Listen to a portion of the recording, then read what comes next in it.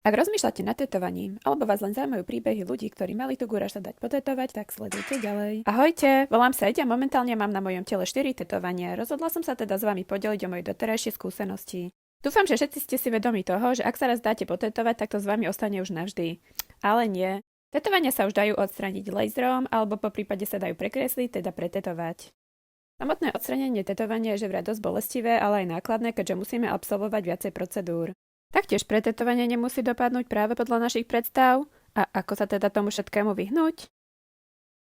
Tu sú 4 fakty, ktoré by sme mali vedieť predtým, ako sa dáme tetovať. Prvý fakt.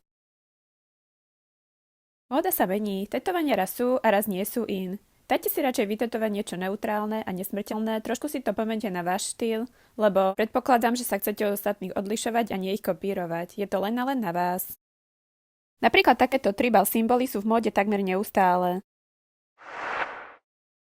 Investujte radšej viac ako menej.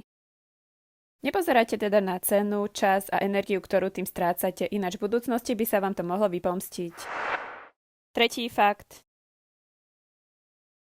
Váš životný štýl a názory sa v budúcnosti môžu zmeniť, aj keď teraz si to možno nechcete pripustiť, takže pozor na to. Napríklad ja som vždy bola proti elegancii, ale čím som staršia, tým mi moje tetovania prídu nepraktickejšie. Ale o tom vám porozprávam v mojom ďalšom videu. Ako posledné môžu nastať viditeľné problémy. Pre tých, ktorí plánujú v budúcnosti odstránenie ochlpenia laserom alebo plastickú operáciu, by to mohol byť problém. A to len kvôli estetickému hľadisku, keďže tetovaná časť tela by sa nemala ožarovať laserom a po plastickej operácii by sa tetovanie mohlo narušiť. Tu je mojich 8 tipov, ako získať krásne tetovanie na celý život a neľutovať to.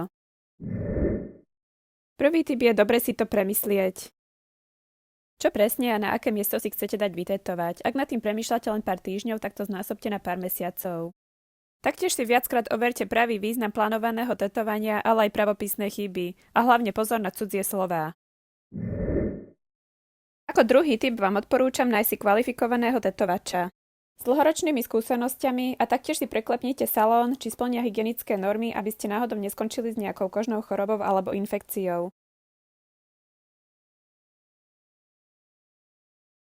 Ak to bude možné, tak si nájdete tatuéra a salón cez vašich známych, ktorých tetovanie sa vám veľmi páči a oni samotní majú s tým veľmi dobré skúsenosti.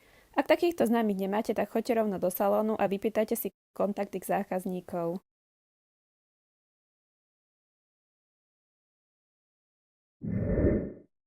Môj tretí tip je vytvoriť si k vášmu budúcemu tetovaniu vzťah. Ale aj príbeh, niečo o vás, čo zbožňujete a v čom sa vidíte. Podľa mňa je veľmi dôležité nájsť si to správne miesto na tele pre vaše tetovanie.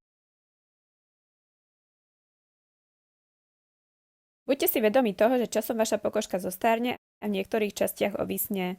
Taktiež vaše tetovanie môže vyblednúť alebo popraskať, ak náhodou rapidne priberiete. Nakremovaná pokožka vždy vyzerá lepšie a zdravšie. Ako 5. tip vám odporúčam dať sa tetovať kvôli sebe.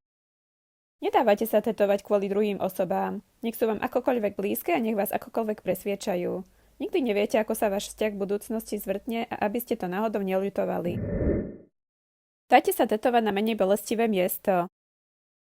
Ak máte tetovanie na menej bolestivom mieste, tak aj jeho prípadné odstránenie v budúcnosti by mohlo byť menej bolestivé.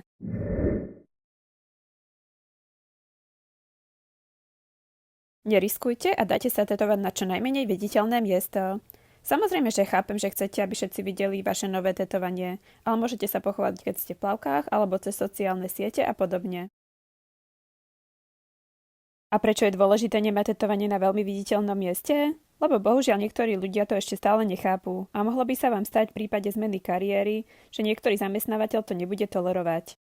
Až keď si budete na 100% istí, že ste závodov a máte milióny na konte, tak si dajte potetovať hoci aj celú tvár, ako napríklad spevák 6ix9ine. Ako posledný tip vám odporúčam neprepadnúť do závislosti. V Austrálii som si uvedomila, že proces celého tetovania môže prepuknúť do závislosti. Stretla som tu ľudí potetovaných od hlavy po pety. A to nespomínam, že je to taktiež finančne nákladné.